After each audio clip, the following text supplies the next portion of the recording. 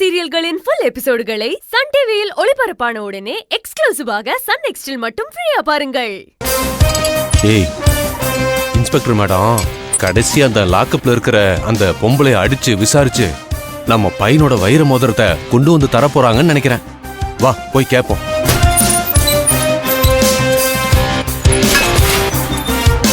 லூசு, உனக்குதான் ஏற்கனவே பைத்தியம் பிடிச்சிருச்சு. என்ன மேடம், எதுக்கு அவளை வெளியே விட்டீங்க? சொல்லுங்க. என் பையன் போட்டிருந்த வைர மோதிரம் மேடம். உங்க பையனோட வைர மோதிரம் யார்கிட்டயும் இல்லைங்க. என்ன மேடம் இப்படி சொல்றீங்க? அது எப்படி இல்லாம போகும்? அவங்க கிட்ட தான் நிச்சயமா இருக்கு மேடம்.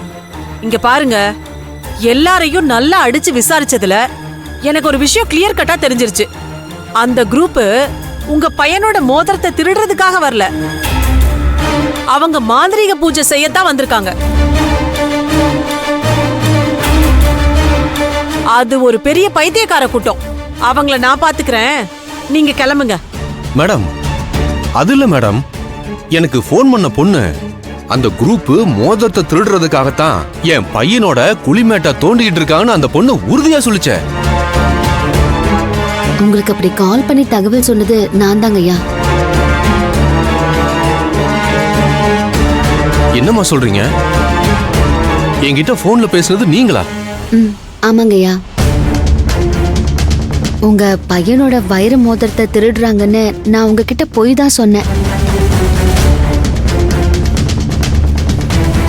சும்மா வெறுமனே உங்க பையனோட பொணத்தை தோன்றாங்கன்னு சொன்னா, பொணத்தை தோண்டி அப்படி என்ன செய்ய போறாங்கன்னு நீங்க அசால்ட்டா இருந்துருவீங்க. அதனாலதான் உங்க ஆசையை தோண்டி விட்டு வேகமா உங்களை அங்க வர வைக்கிறதுக்காக அப்படி சொன்னேன். நீங்க அப்படி வேகமா ஆளுங்களை திரட்டிட்டு வந்ததுனாலதான் உங்க பையனோட பிணத்தை அவங்க தோண்டி எடுக்கிறதுக்கு முன்னாடியே தடுக்க முடிஞ்சது.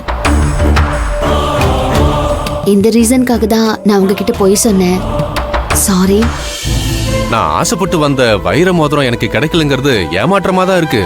இருந்தாலும் பரவாயில்லம்மா, நீங்க நல்லதான் பண்ணிருக்கீங்க. அதுக்காக நாங்க தான் உங்களுக்கு நன்றி சொல்லணும்மா. நாங்க கிளம்புறோம்மா. வரமா? சரி, போயிட்டு வாங்க. வாடி. வரேன் மேடம், போயிட்டு வரேன் மேடம். லாக்கப்ல அந்த பூரணி பைத்தியத்தை பார்த்ததுக்கு அப்புறம் தான் தெரியுது நீங்க அவளோட விஷயமா தான் இங்க வந்திருக்கீங்கன்னு. நான் அவளை அடையாளம் பாத்திர கூடாதுங்கறக்காக அவ முகத்தை மறைச்சுக்கிட்டு முக்காடு போட்டுக்கிட்டு நிக்கிறா.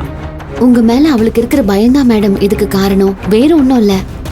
யாரு அவ? என்ன பார்த்து பயப்படுறாளா? எனக்கு அவ மேல அனுதாபம் வரணுங்கிறதுக்காக சும்மா இப்படி எல்லாம் சொல்லாதீங்க. இப்ப கூட என்கிட்ட என்ன பேச்சு பேசுறா தெரியுங்களா? இன்னும் கொஞ்ச நேரம் அங்க இருந்திருந்தா திரும்பவும் என் கைய கடிச்சிருப்பா. அப்படிலாம் கடிச்சிருந்தா இந்த முறை ஆளே அவுட் ஆயிருப்பேன். அவ சொல்லுல மட்டும் இல்ல, அவ பல்லுலயும் அவ்வளவு விஷம் இருக்கு. இதுக்கு மேலயும் அந்த பைத்தியம் பண்றதெல்லாம் பொறுத்துக்க முடியாது. அவளை மனநல மருத்துவமனைக்கு அனுப்புறதுதான் சரியான முடிவுன்னு நான் முடிவு பண்ணிட்டேன். ஐயோ மேடம், என்ன சொல்றீங்க? பூர்ணிய மனநல மருத்துவமனைக்கு அனுப்ப போறீங்களா? ஆமாங்க. இனிமேலும் அவ வெளியில இருந்தா அது யாருக்கும் நல்லதில்ல. மேடம், நீங்க இப்படி ஒரு முடிவு எடுக்கிறதுனால இதுக்கும் மேல நான் எதையும் மறைக்காம அவளை பத்தின எல்லா உண்மையும் சொல்லிடுறேன். என்ன சொல்ல போறீங்க? நீங்க நினைக்கிற மாதிரி பூர்ணி பைத்தியம் எல்லாம் கிடையாது. அவ நார்மலானவ தான். அவ மனநல பாதிக்கப்பட்டிருக்கான்னு நாங்க தான் உங்ககிட்ட போய் சொன்னோம். போய் சொன்னீங்களா? ஆமா மேடம். அவ எங்க குடும்பத்தை பத்தி உங்ககிட்ட கம்ப்ளைண்ட் கொடுத்தா, அதனால எங்க குடும்ப மானம் போயிடுமேன்னு தான் நாங்க உங்ககிட்ட அவளை பைத்தியம்னு சொல்லி நாடகம் ஆடினோம்.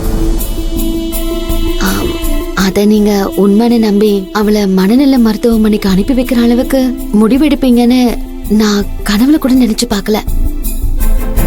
பூர்ணி கோவக்காரி தான். எங்க குடும்பத்துல யாரையும் அனுசரிச்சு போக மாட்டாதான். ஆனா அவ பைத்தியக்காரி எல்லாம் கிடையாது மேடம். நாங்க பூர்ணிய பத்தி அப்படி போய் சொன்னதுக்காக உங்ககிட்ட மன்னிப்பு கேட்டுக்கிறேன். அவளை நான் மனநல மருத்துவமனைக்கு அனுப்பிட கூடாதுங்கிறதுக்காக அவ பைத்தியம் இல்லன்னு சொல்லி இப்ப நீங்க என்கிட்ட நாடகம் ஆடுறீங்கன்னு எனக்கு ரொம்ப நல்லா தெரியுது மேடம். ஆஹா மேடம், நான் உங்ககிட்ட பொய்யெல்லாம் சொல்லல. நான் சொன்னது சத்தியமான உண்மை. என்ன நம்புங்க. நான் போலீஸ்மா. நீங்க சொல்றத நான் அப்படியே குருட்டாம்போக்குல நம்ப முடியாது. நானும் உங்க பூர்ணிய நல்லா ஸ்டடி பண்ணிருக்கேன். அவ பைத்தியம் தான், அதுல சந்தேகமே இல்ல. மேடம், காட் ப்ராமிஸா சொல்றேன், பூர்ணி மனநல பாதிக்கப்பட்டவ இல்ல. தயவு பண்ணி நான் சொல்றத நம்புங்க. இப்ப நான் கேக்குறதுக்கு நீங்க பதில் சொல்லுங்க. அவ மனநல பாதிக்கப்படாம தான் அவ என் கைய கடிச்சு வச்சாளா? அவ மனநல பாதிக்கப்படாம தான் இன்னைக்கு சுடுகாட்டுக்கு போய் அந்த மாந்திரிக பூஜை எல்லாம் பண்ணாளா? அவ இருக்க பைத்திய முத்தி எக்ஸ்ட்ரீம் ஸ்டேஜுக்கு போயிட்டு இருக்கா. நீங்க என்னமோ அவ நார்மலா இருக்கான்னு சொல்லிட்டு இருக்கீங்க. அவளை மனநல மருத்துவமனைக்கு அனுப்புறதுதான் அவளுக்கு நல்லது. அவளை சுத்தி இருக்கிற உங்களுக்கும் நல்லது.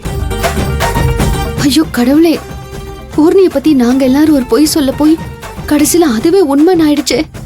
இப்ப என்ன பண்றது?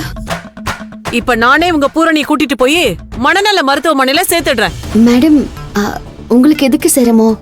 இப்போ பூர்ணியை என் கூட அனுப்பி வைங்க. நான் அவளை வீட்டுக்கு கூட்டிட்டு போயிடுறேன். நாளைக்கு காலையில நாங்களே அவளை கூட்டிட்டு போய் மனநல மருத்துவமனையில சேர்த்துடுறோம். அப்படி நீங்க அவளை கொண்டு போய் சேர்க்கறதா இருந்தா எப்பவோ சேர்த்திருக்கணுமே. நீங்க பண்ணலங்கிறதுனாலதான் நான் பண்றேன்னு சொல்றேன். இந்த முறை கண்டிப்பா சேர்த்துடுறோம் மேடம். இப்போ நான் பூர்ணியை வீட்டுக்கு கூட்டிட்டு போறேனே, ப்ளீஸ் மேடம். சரி மேடம், நீங்க இவ்ளோ தூரம் ரெக்வெஸ்ட் பண்ணி கேக்குறதால அவளை உங்க கூட அனுப்பி வைக்கிறேன். ஆனா மனநல மருத்துவமனைக்கு நானே போன் பண்ணி விஷயத்த சொல்லிடுறேன். காலையில உங்க வீட்டுக்கு வண்டி வந்துரும். அதுல வர நர்ஸுங்க வந்து பூரணிய கூப்பிடுறப்ப நீங்க எந்த மறுப்பும் சொல்லாம பூரணிய அனுப்பி வைக்கணும். அப்படி நீங்க அனுப்பலனா நானே உங்க வீட்டுக்கு நேரா வந்து அவளை இழுத்துட்டு போய் அங்க சேர்த்துருவேன். நீங்க எங்க வீட்டுக்கு வர வேண்டிய அவசியமே இருக்காது. நர்ஸ் வந்து கூப்பிட்டதும் நாங்க கண்டிப்பா அவளை அனுப்பி வச்சிடுறோம். நல்லது. கமலா மேடம், அந்த லாக்அப்ல இருக்கிற பொண்ணை ரிலீஸ் பண்ண. Okay madam.